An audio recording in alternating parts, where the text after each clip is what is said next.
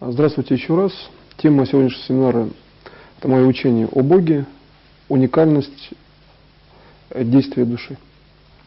В данном семинаре я показываю, что сама уникальность действия, то есть исходящий уровень такой, что сама душа, которая одна у человека или там у Бога, например, она создает переход между уникальным, то есть единственным действием, в многообразие действий, потому что чтобы многообразие дифференцировать, нужно иметь в виду всегда, что есть разделение многообразия на ряд уникальных систем. В противном случае мы имеем опять моносистему.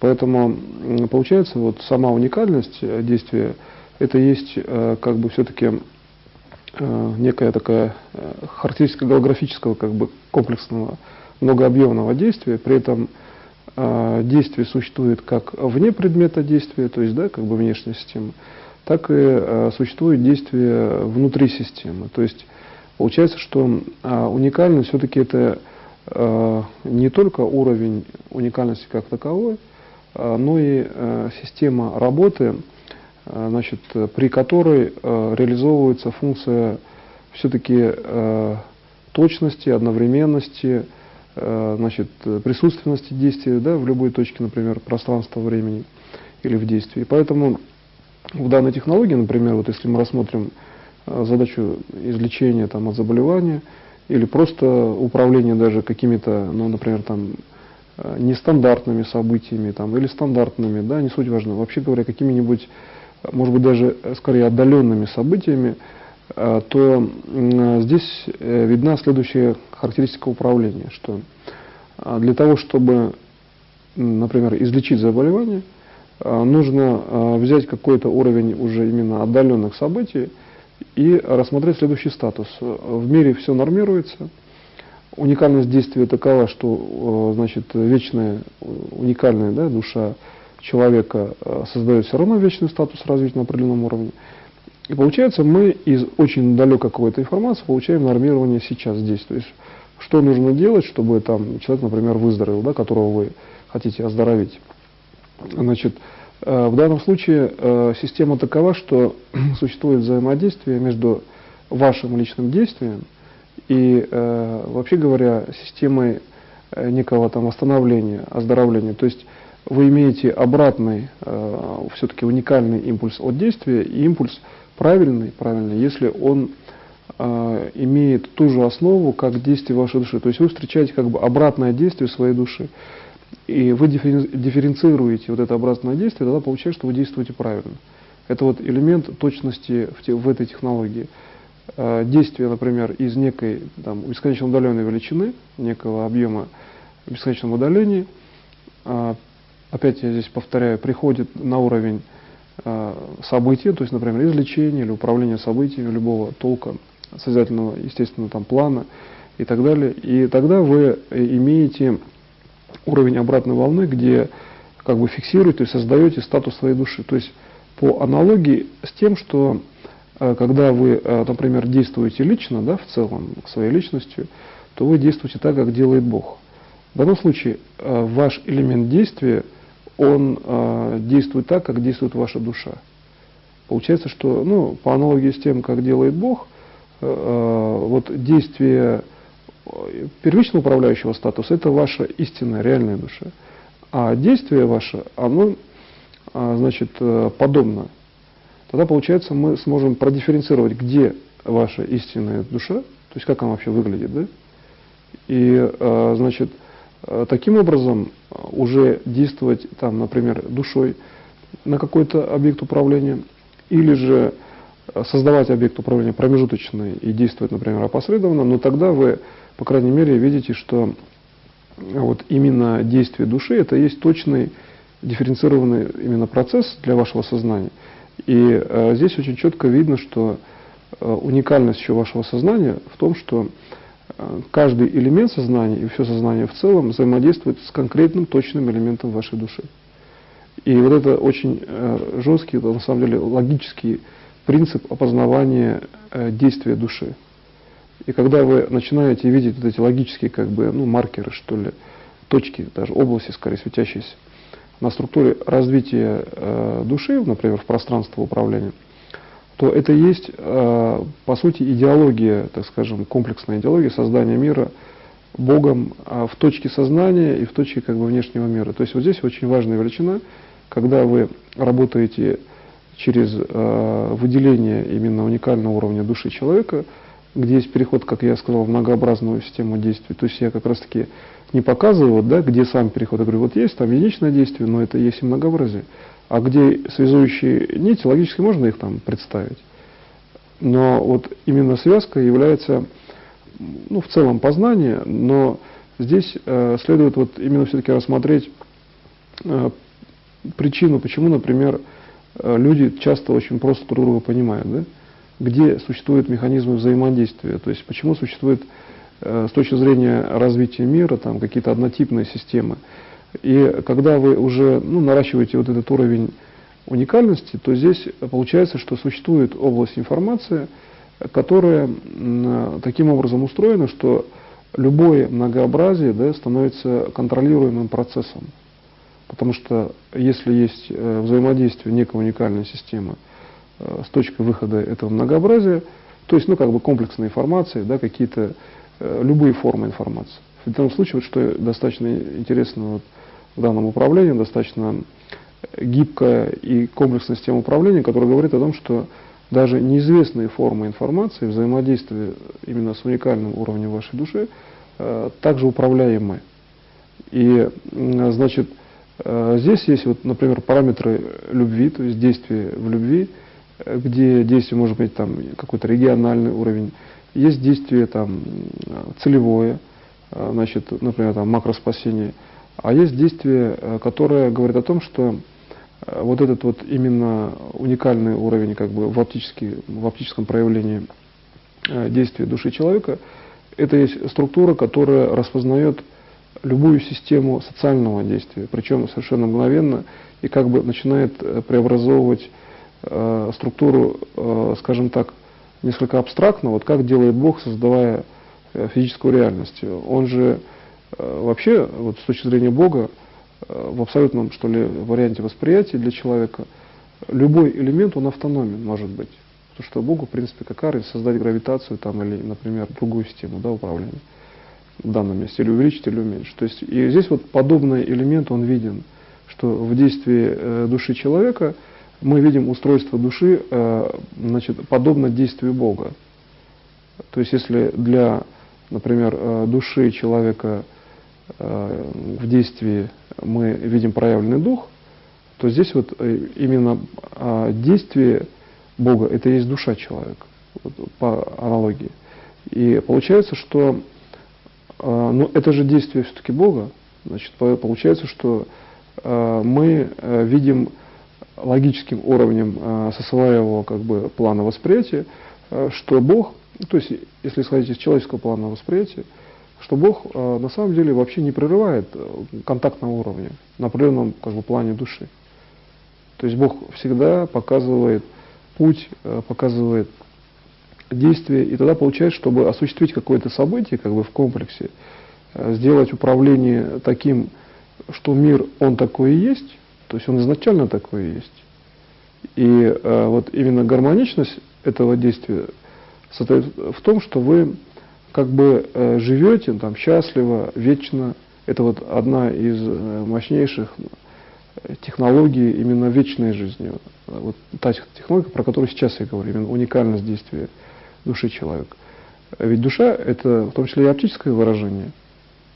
И если вы научились дифференцировать уникальность, там, пролонгированность, то вы просто-навсего находитесь в вечной системе уже. То есть там, в принципе, как больше вообще ничего делать-то особенно не надо, вы уже там находитесь. Душа, она и так вечна. И поэтому, когда вы начинаете заниматься дифференцированием, то самый простой способ практически подойти к этому, да, явлению вот, дифференцирования, то есть выделить, фактически речь идет вот, в абстрактном, что логическом понимании, выделение некой уникальной области информации, которая, в общем-то, удовлетворяет каким-то там именно конкретным свойствам, да, некое там управление, которое выделяет структуру информации на восприятие. В данном случае этой структурой информации является ваша личная душа. И вот именно система выделения, учитывая, что все исходит из самой души. И в изначальном уровне для личности человека. Она и представляет собой вот специальный технологический цикл. Потому что получается, что управляющий уровень, ну что может быть более управляющим уровнем, чем душа человека, да, для человека? Это есть максимально, вообще говоря, управляющий уровень во всеобщем действии, так скажем. И дальше уже идет действие Бога. В логическом, правда, плане, потому что на духовном уровне часто дифференцирование такого четкого не происходит, потому что высокие скорости, и вот где действие Бога приходится распознавать. А вот на логическом это понятно плане. И как бы здесь получается, если в духовном уровне действие Бога это та же однотипная по свечению информация, то на логике это совершенно разные системы. Так вот, выделение именно в логическом плане, вот получается, для чего еще нужна логика человеку, да, а не только там прямое, там, поточное восприятие информации и, например, реальное управление. То есть с точки зрения Бога, это, ну, значит, для него, что там логика, что прямое управление, в принципе, он может конвертировать или взаимоменять как бы понятие, может быть одно и то же. Для человека это здесь четко как бы разграниченная в данной технологии величина должна быть. То есть мы логическую фазу закрепляем, мы считаем, что значит, логическая фаза, она как бы делает вот эту границу. Но когда эта граница между действием человека и действием Бога начинает как бы визуализироваться в сознании, то получается логика – это совмещение действия души Бога и, в принципе, истинной души Бога с душой человека. И получается, при таком совмещении мы имеем те вещи, которые рождают логику. Ну, есть там деревья, пространство, да, кислород и так далее. Это порождает логические действия. То есть, если есть какая-то дорога, каким-то иным путем пройти дорогу, кроме как, предположим, ногами, ну, можно, конечно, на машине проехать, но я имею в виду в целом, как бы это все равно одно и то же действие. Типичное действие порождает логические следствия, да? То есть соприкосновение души Бога и души человека рождает материальный мир, получается. В обычном воплощении, да? В обычном проявлении. И чтобы на этот мир начинать действовать, мы в данном случае, зная свою душу, я, в принципе, вот управление сейчас выделил именно эту информационную или оптическую составляющую души, просто-навсего систему соприкосновения. То есть можно рассмотреть свою душу, можно ее в динамике рассматривать, но проще выделить точку соприкосновения, тогда она статичная, эта область. И, значит, работа этой области заключается только в том, что нам надо выделить уникальность действия души Бога. Вот и все в данной системе получается. Да? Мы задачу очень просто упрощаем. Как только мы начинаем понимать и видеть уникальность действия души Бога на фазе вот этих границ, то мы видим задачу. А задача содержит ответ, то есть уже есть путь бесконечного развития. И этот путь, это есть, опять же, ваша душа. То есть мы начинаем понимать Бога. И когда вы начинаете уже развиваться через понимание, то путь, он заведомо известен. Вы идете где-то, ну, как бы не постоянно, там, фиксируясь на управлении, а за счет понимания. Вот об этом я во многом вот сегодня говорил, что открывается естественный путь управления, вот как должно быть у человека в его вечном развитии. Это не обязательно постоянное управление, как бы с точки зрения, ну, это управление, но естественное управление. То есть управление не осознается, что ли, или, вернее, даже не воспринимается, и, можно сказать, и не осознается, не воспринимается во многом, как система именно, так скажем, что ли, контролируемого, ну, точного действия. То есть управление, движение человека, его развитие – это одно и то же. Вот, например, можно сказать, что там слово, если рассмотреть, да, например, слово какое-то, ну, любое, вот, например, я употребил слово там «вернее», да, ну, точнее, там, слово, в принципе, «вера» тоже начинается через те же первые там 3 буквы, да, поэтому, когда мы говорим, ну, можем воспринять имя, там, вера, например, можно там вера в Бога, да, вера в какое-то действие, или слово «вернее». То есть получается, что в данном случае, вот, например, имя, да, женское. И получается, что если мы рассмотрим такую систему, то здесь есть совмещение, например, женского имени и веры как таковой, например, веры в Бога. И, в принципе, в дальнейшем мы можем четко отделить тогда систему, почему Бог создал, например, там, мужчин и женщин, почему он их разделил. То есть, вот, углубляясь в анализ души Бога с точки зрения человеческого восприятия, значит, ясно, что каждый человек может назвать одно и то же явление разными именами. С точки зрения, он же свободен, именно с этой точки зрения. Поэтому получается вот разделение одного слова на две структуры, а одно как бы уникальное слово, да, вера, разделяется на два смысловых значения для восприятия человека. И тем более здесь целый человек. То есть человек, женщина, вера, и вера как таковая, да? Вера в Бога, например. А есть вера вообще, как бы, просто понятие веры, третий смысл и так далее. И когда мы видим, что ну, такое уникальное понятие, в логическом плане это очень просто, казалось бы, одно понятие имеет много значений, но я как бы одно слово разобрал в данном случае, так, которое я употребил просто. А если рассмотреть явление реальности, то в любой системе есть именно разветвление уникальности как бы, на составляющие или на различные смысловые системы. То есть таким образом мы подходим действительно к понятию Бога в действии, да, в его проявлении. Бог, естественно, чем больше мы к нему да, подбираемся, получается, именно в управлении, чем больше в осмыслении его действий мы рассматриваем какое-то следующее действие, то тем больше мы, в принципе, видим такой нюанс, что мы имеем, по сути, получается, что вот этот эффект мы видим, как Бог создает реальность. Потому что идет увеличение количества понятий от одного приближения. То есть, например, вот есть горизонт. Мы можем говорить так, мы сознанием можем приближаться к горизонту, но по пути же мы видим, что сознание, когда в геометрическом уровне оно проходит какие-то элементы, вот горизонт где-то далеко, да, там за 5 километров, например, условно. Но там же есть деревья, то есть наше сознание как бы захватывает, или там какие-то поля, эти элементы, да? А вот когда мы захотим понять, а как вот вообще Бог здесь прошел, то есть где его траектория, он же тоже может так смотреть. Тогда, получается, мы видим структуру, именно уникальную линию действия Бога. И она, эта линия, реализована в самих объектах. То есть ее как бы на физическом восприятии это и есть сами объекты. Та же земля, поля там, и деревья, да, и в конечном итоге сам горизонт. Мы можем посмотреть за горизонт, а мысленно представить, да, тот, кто развил, например, систему ясновидения, он может, в принципе, с определенной долей управленческого именно ясновидения увидеть там следующую систему, то, что за горизонт.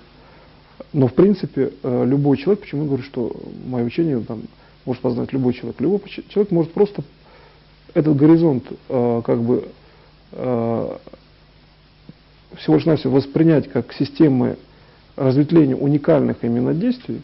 В чем уникальность? Что оно однозначное, но при этом организовывает многообразие. Тогда логически будет понятно, по предшествующей фазе организации ясно, что там.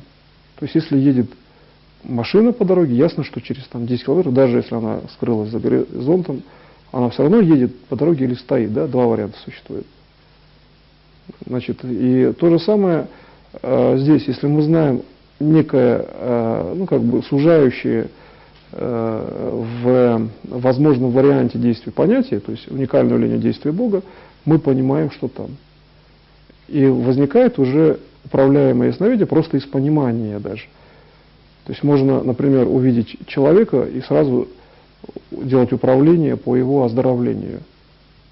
Как бы здесь в данном случае не нужно там всматриваться в диагноз, а нужно просто, видя там, например, здорового человека в будущем, его уникальные свойства, да, в целом, всего лишь навсего делать управление, чтобы он просто был здоров сейчас. Вас диагноз, в принципе, тогда не должен интересовать, если он вам сам не сказал.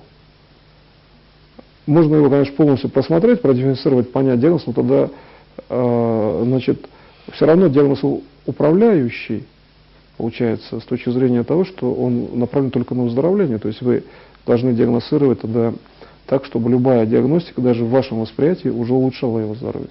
А следовательно, есть какой-то фактор, который говорит о том, что приближение ваше в уровне восприятия должно оздоравливать, например, или улучшать события, не суть важно, там, о чем речь. Просто вы должны какой-то элемент делать как бы сразу, фактически создавая более благоприятный фон. Но если там человек знает диагноз, это уже другой вопрос, тогда исправляется существующая конструкция. Если, например, не знает, то вы только делаете, что нормируете. И тогда получается, что это и есть норма, вот уникальность действия линии Бога, это норма событий, именно созидательных событий. Определить ее несложно. Она, кстати, визуализируется как нить. При стремлении к тому же горизонту можно даже вот просто попробовать практически. Там, наиболее просто получается именно, когда физически человек смотрит на горизонт, или, по крайней мере, духовно воспринимает. Ну, на духовном зрении горизонт он отдален, а на физическом можно просто визуально. И видеть, как эти линии преобразуются в пространство. То же самое душа воспроизводит духовный уровень человека. То есть Бог воспроизводит по уникальным линиям физическое пространство, которое включает в себя, например, духовные проявления, действия духа, а человек может видеть, как душа создает действие духа, как вообще репродуцирует дух. При этом, значит, мы можем четко увидеть, как душа воспроизводит, например, следующее действие. Почему в какой-то момент проявляется то или иное действие человека, то есть или вокруг человека. Вот для чего оно нужно, да, есть фаза коллективного сознания. Часто действие проявляется для того, чтобы было коллективное восприятие и коллективный как бы уровень познания данного проявления в мире. То есть получается, любое проявление действия – это система как бы обращения внимания, да, на себя. Значит, с точки зрения логики человек обратил на себя внимание Бога. Значит, и из-за того, что Бог, значит, его рассмотрел, так скажем, да, хотя это его же создание, с точки зрения логики, я говорю, как бы с другой стороны, это опять коллективное действие от каждого человека к нему или от Бога к человеку.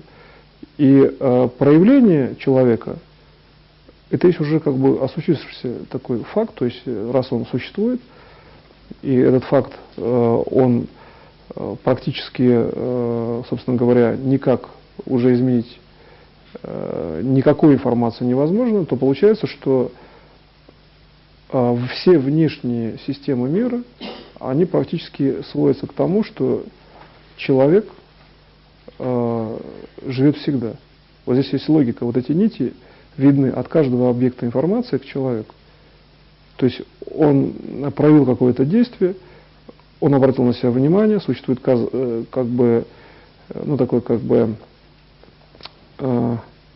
следующий как бы уровень, как за горизонтом, например, мы рассматриваем какую-то систему, которая, например, может быть теоретически, да, можно приблизиться к горизонту, увидеть, реально ли она там есть, да, то есть проверить. То же самое фаза объективизации, вот если мы рассмотреть там позицию Бога, что вообще для Бога является объективной величиной? Значит, он все равно все может.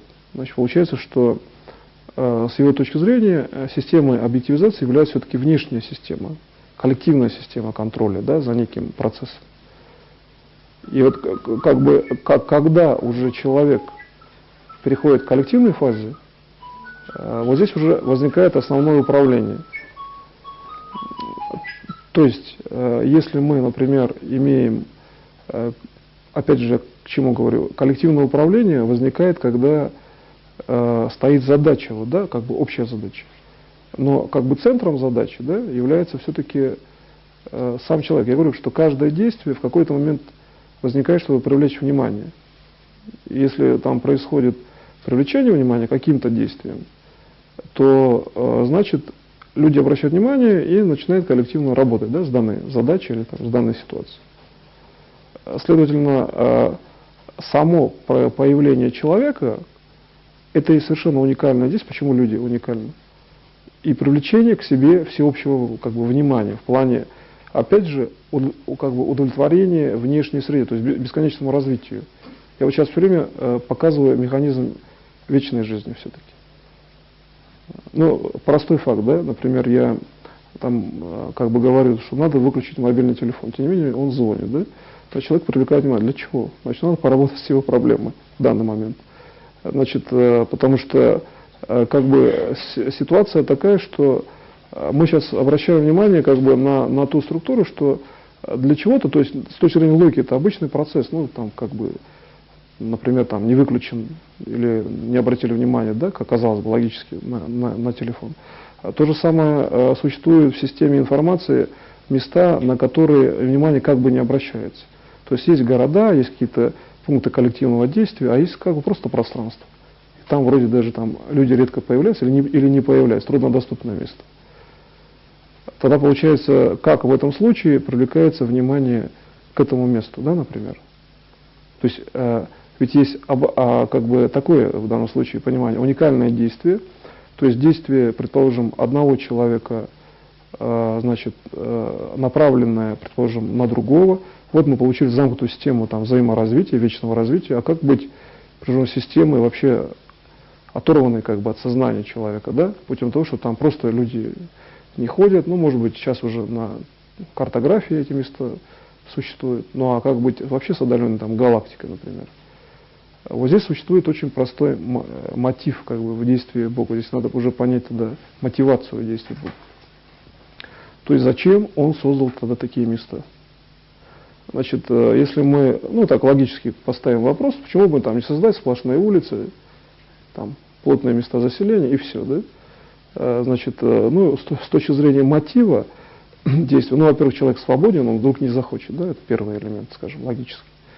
Но реально Бог показывает свою душу, Он показывает, что действие Его души настолько безгранично, что Он контролирует, например, все процессы сразу, да? И за счет того, что человек, например, имеет какие-то системы перехода, например, он каким-то образом, так или иначе, например, привлекает внимание или какие-то производит действия, он понимает, что эти пространства контролируются им там, совместными действиями, действием Бога, и вот должны существовать пространства, которые имеют как бы нейтральный, автономный статус. То есть здесь речь идет о том, что совместное действие организовывает некие внешние пространства, которые имеют такой же, в принципе, независимый статус. И вот тогда нам становится понятно, почему один элемент информации, соприкасаясь с другим, сохраняет как автономность, так и дифференцируемость системы. То есть нам становится понятно, почему для Бога совершенно не имеет никакого значения, что организовывать. Там, платформу, какую-то гору, клетку, молекулы или так далее. Потому что механизм взаимодействия основан только на уникальном действии как одного элемента информации ну, по отношению к другому, так и на уникальном, например, свойстве развития любви Бога, да, к человеку, к тому, что чтобы там, подтвердить какую-то систему, человек делает точно так же. Он там, что привлекает внимание, это его любовь может быть к Богу. И есть любовь к Богу, а значит и к человеку. Любовь к Богу – это значит и любовь к человеку. И когда начинается вот этот уровень управления, как бы в реализации, да, становится понятным, что уникально, то есть проявленное действие с точки зрения уникальности, ну то есть в чем уникальность? Нет соприкосновения с внешними системами. Это тоже одно из свойств уникальности. А значит устойчивая система. Вот чтобы, предположим, вывести управление на уровень как бы следующего действия, да, мы имеем такой вариант. Вот, чтобы излечить от заболевания, да, или там удостовериться, что не будет там рецидивов, мы должны получить уникальность системы во всеобщих информационных связях. То есть при любых сочетаниях событий система остается в равновесии. Она никак не видоизменяется, если это просто здоровье человека, например. Да? Следовательно, свойство уникальности – это еще и характеристика устойчивости. И дальше значит, мы уже понимаем, что когда мы рассматриваем вот эту дискретную как бы область взаимодействия, когда одна область информации взаимодействует с другой, то мы видим, как Бог организовывает в дискретном действии, например, там, силу тяжести. Там, то есть с точки зрения логики понятно, там есть масса некая, да, физические законы существуют, но кто дал восприятие массы? То есть каким образом Бог дал восприятие массы, чтобы ученый взял и вычислил, что масса существует? Значит, в действии Бога какая ему разница? Он дает всю систему сполна. То есть он должен показать фазу логического восприятия, должен синхронизировать фазу логического восприятия с реально существующим объектом и получить, например, формулу. Да? Значит, получается, что во всем этом уровне опять возникает третье свойство. Вот для чего, например, там так обширно люди строят там города, развиваются, строят какие-то технологии, а потому что это закон развития подобного логического действия. То есть Бог, показав один раз траекторию, да, путь, скажем, Он приводит к тому, что это происходит, ну, как бы само по себе. Это, если вдуматься, вот, например, в истинный, ну, что ли, смысл действия людей, так скажем, и задуматься над тем, почему они все время что-то там строят, не живут они там на уровне первобытно-общинного строя, да? Значит, ну, понятно, там сервис, цивилизация, какие-то уже созревшие условия, но по большому счету человек имеет право выбора. Там кто-то сейчас в свободных поселениях живет, тем не менее цивилизация все-таки развивается. То есть есть некий объективизированный процесс, который, если вот эту линию выделить линию Бога, то это линия именно вечного развития. А вечное развитие допустимо. И вообще говоря, направление жизни человека должно быть все равно более благоприятным для самого человека.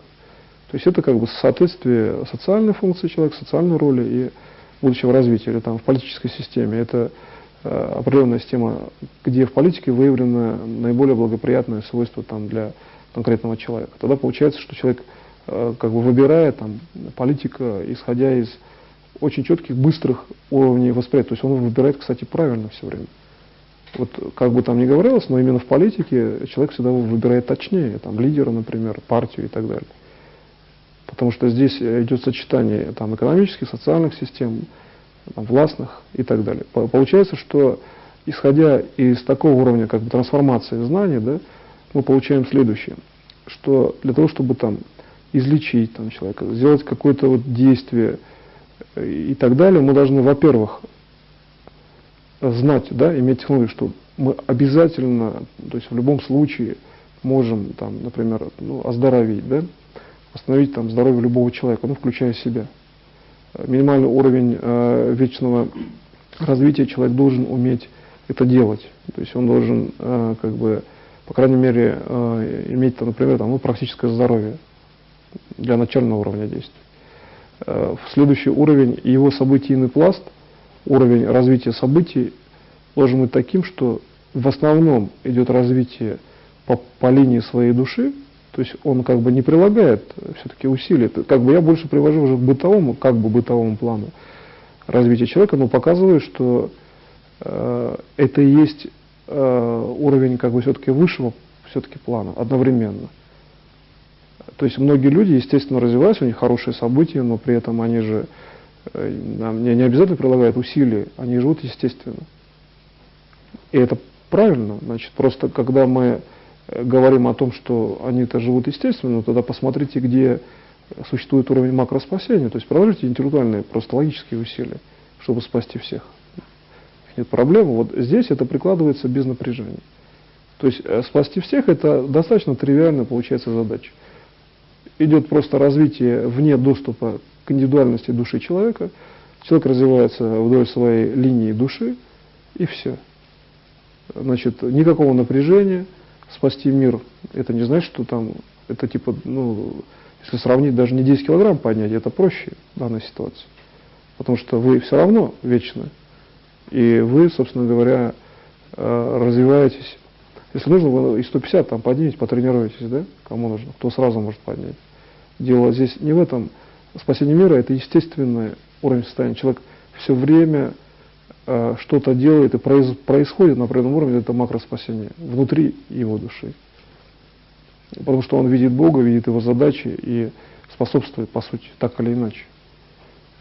И когда он начинает уже получать свою как бы интеллектуальную, что ли, фазу управления, да, в действии, когда он начинает видеть, что он способен на много ли там, скажем, на все с точки зрения макроспасения, то есть он может вообще все сделать, лишь бы и достигнет макроспасения, спасения всех. Вот тогда вырисовывается именно фаза, почему события человека так как бы легки, там, да, однозначны, просты, именно в макроспасении, в фазе там, вечного развития. Потому что он опережает своей душой фактически, да, вот душа — это все время все-таки больше как бы уровень опережения, причем иногда в бесконечность. То есть человек всегда видит бесконечно, что он там жив, здоров, вот где вот эта система, как бы, ну, некий там золотой маятник, условно я называю, так выглядит просто, как маятник золотого цвета. Вот как его из бесконечности сюда, значит, придвинуть и каждому дать в руки, да, пусть возле сердца он где-то там возле себя носит. Тогда он человек вечный, у него проблем нет, он развивается вечно и все. Единственное, здесь такой аспект, надо очень четко, вот что самое интересное у данной технологии, здесь надо очень четко отслеживать естественность своих собственных систем восприятия. Все-таки это технология. И нужно вспоминать, каким образом, предположим, система управления, да, каким образом система управления, ну, как бы, ваша соответствует тому, что естественно для вас всегда. Вот как человеку понять, что для него всегда естественно? Это можно вспомнить там какие-то элементы детства, когда он там воспринимал спокойную ситуацию. Ну, то есть есть какая-то норма такого, и именно духовного, больше даже восприятия душой. То есть душой он понимает, что он вот в этом состоянии, это реально, значит, его более как бы комфортная система, вот как раз та система управления, о которой сейчас я говорю. И тогда получается, что любое действие там, ну, например, там, значит, любые какие-то системы, включая там звонки телефонов, пусть хоть там песни, да, поют люди в любой ситуации, когда вы слушаете, например, лекцию, да, это нормально в этой ситуации. Вот, потому что есть линия управления, идущая от человека, идущая, например, от Бога одновременно, и при этом другие люди, они воспринимают все правильно, потому что они видят вот этот солидарный смысл точности развития, точности именно развития, а точность развития в вечном уровне развития, это их рост начинает распаковываться. И вот этот уже маятник, он начинает уже потихонечку, как бы, ну или быстро, там не суть важно как, он начинает приходить к каждому человеку. И тогда видно, что для чего Бог создал коллективный вот этот уровень, что ли, разума, да, восприятия, что уровень действия к вам, например, он таков, что вы видите, что коллективный уровень воспроизводит подобные системы управления, так же, как делает Бог. То есть усредненно, казалось бы, да, коллективная фаза сознания работает также в соприкосновении, как делает Бог. То есть никто не ошибается. Когда люди приходят в эту фазу управления, все, вечная жизнь уже раскрыта уже для всех. То есть живущий он никогда, ни при каких условиях там не уйдет, то есть не будет у него там никогда не будет, например, там, каких-то проблем, ну, по крайней мере, у него не будет биологической смерти точно в этом случае, он попадает как бы в зону, ну, как вот описано, приложено в Шамбале, да, некое специальное пространство. Значит, ушедшие начинают воскрешаться, причем часто массово. И вот эта вот как бы система управления, вот система воскрешения ушедших, это специальная технология с одновременным образованием пространства, массы, там, предположим, Земли, часто даже, кстати, строений. Можно будет видеть, как интеллектуальная система, мысль человека становится подобной тому, как действует Бог. То есть происходит, многое может происходить по уровню как бы просто материализации объектов управления. Но это как бы уже только в том случае, если вот эта превалирующая масса интеграции правильного развития, она объединена. То есть можно это сделать локально в условиях там какой-то местности, чаще плоской. То есть большое количество людей действует и помогает там в построении каких-то систем материальных. Или, ну, здесь позиция мозгового штурма, там, эвристический анализ. Много людей собирается и какую-то проблему решает. Это подобная система. Когда идет как бы локализация системы, то есть искусственно придается фаза автономности в системе коллективного сознания, и там начинают решаться вопросы из-за когерентности действий.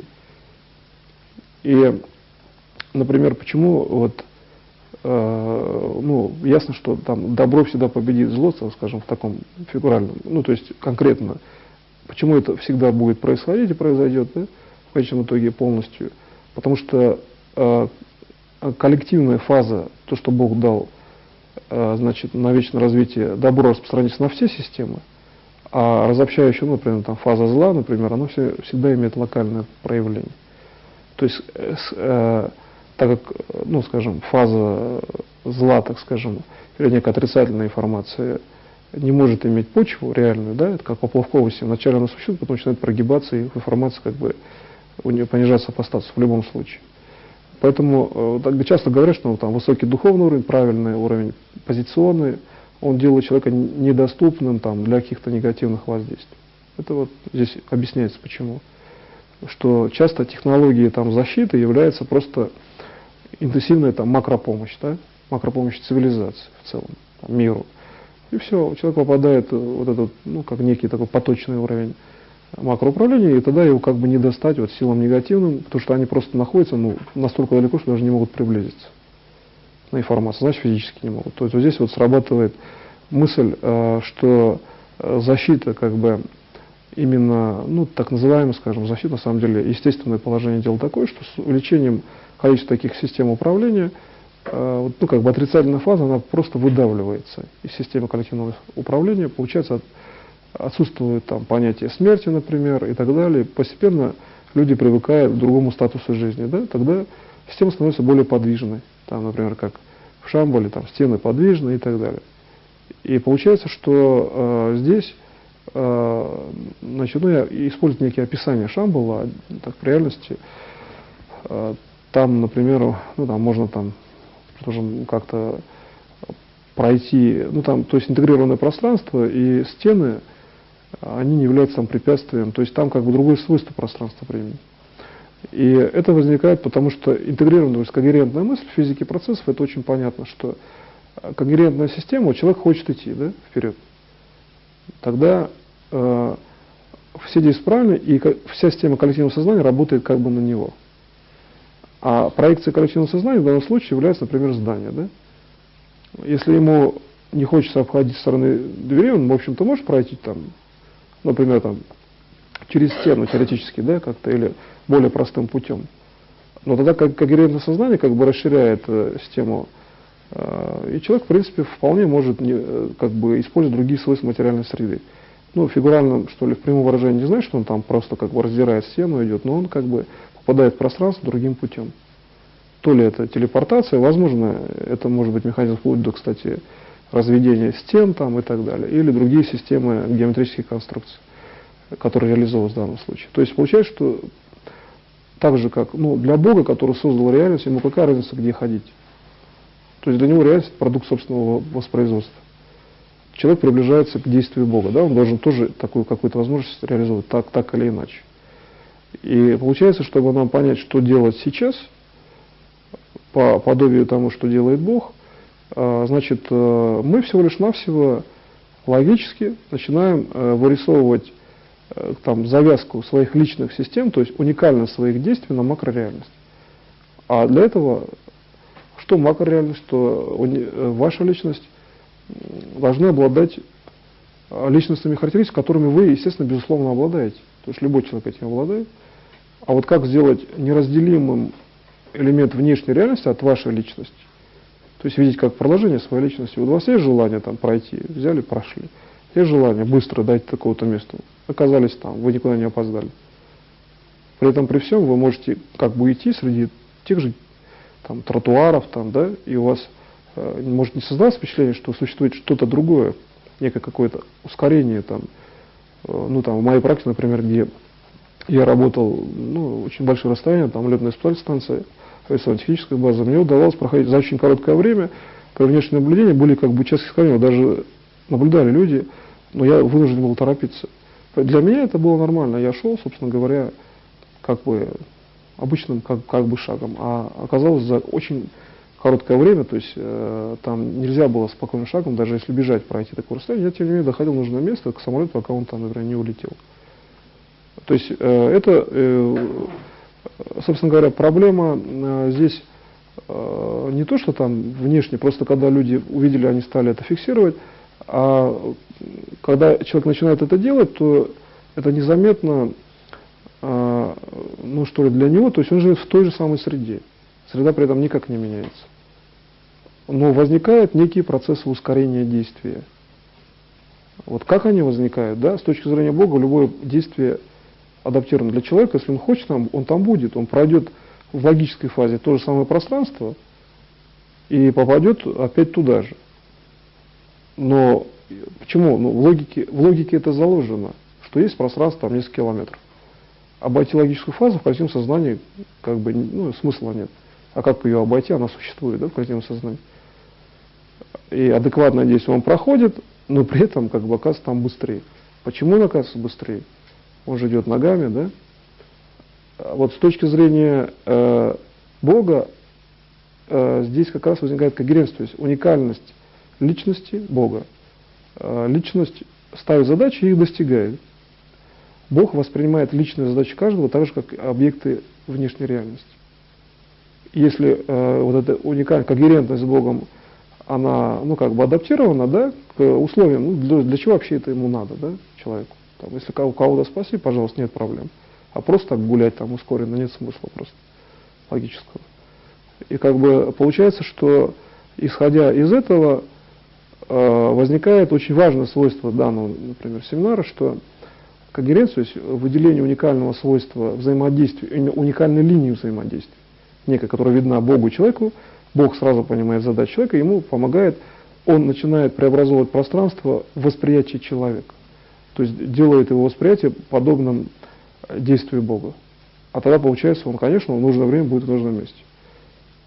При этом вообще, вот просто я, например, засекал время, действительно такие там 10, 15, 25 минут как преодолевается, как будто бы вот по времени они преодолеваются. То есть там, например, я обычно прохожу, например, там за 35 минут, ну, там любой человек может проходить. Так можно пройти минут за 15, иногда за 10, четко видна разница по времени, это логически воспринимается, а, скажем, при этом, при всем, все то же самое. То есть просто я там иду и все, там, по тротуару, да. Единственный эффект визуальный, там как бы, так вроде больше, как бы, более спокойная внешняя ситуация.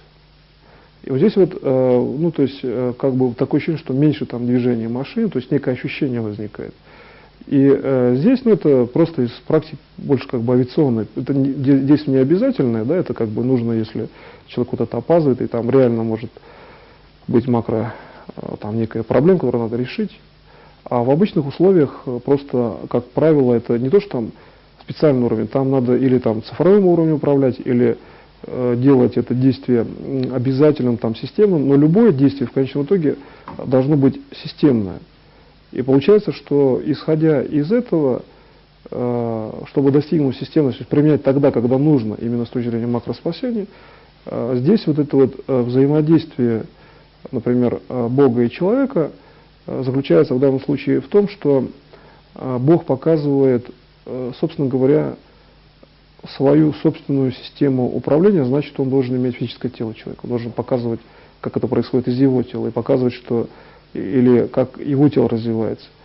Значит, здесь получается, что существует очень мощный, интенсивный механизм, например, оздоровления, механизм именно вечного развития, идти как бы возле физического тела единого Бога, мысленно хотя бы, или там реально, да, рядом. Тогда получается, что тогда человек набирается опыта, потому что он идет синхронно, да, там.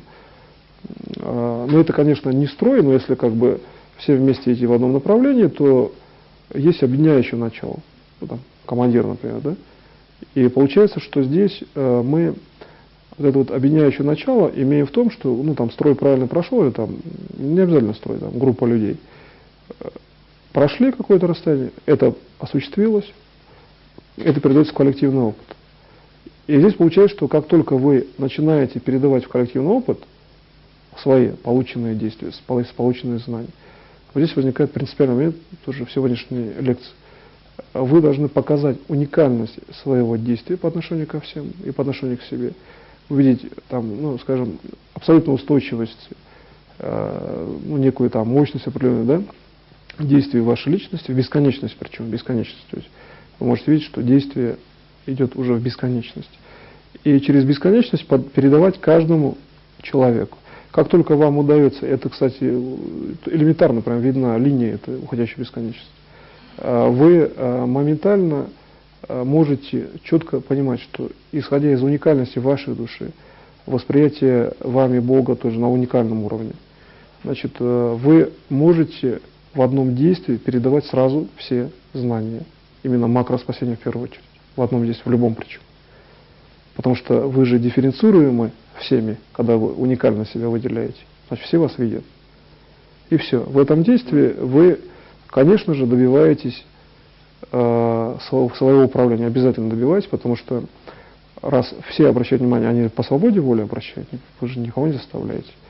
Вы хотите сделать, и вы делаете, получается, вы гармонично, естественно, ну как бы не прилагая каких-то особо, что ли, резких, на самом деле, это продукт интеллектуальной, конечно, деятельности по сегодняшней системе управления. Здесь требуется как бы иногда делать достаточно пролонгированное управление с точки зрения восприятия, то есть развития мысли, управления мыслью и так далее. И самое главное, что вы здесь достигаете абсолютно гармоничного управления, как бы исходя из своих естественных ресурсов. То есть вам не надо что-то много менять. То есть освоить данную систему может практически каждый очень быстро. Так что, когда вы работаете вот по этой системе, главное, выделяйте уникальность каждой линии, включая ваши, и обязательно достигаете системного управления. Вот здесь можно достичь обязательно, то есть системного управления своими задачами. То есть решения их, благоприятного решения. На этом я заканчиваю сегодняшний семинар. Спасибо большое за внимание.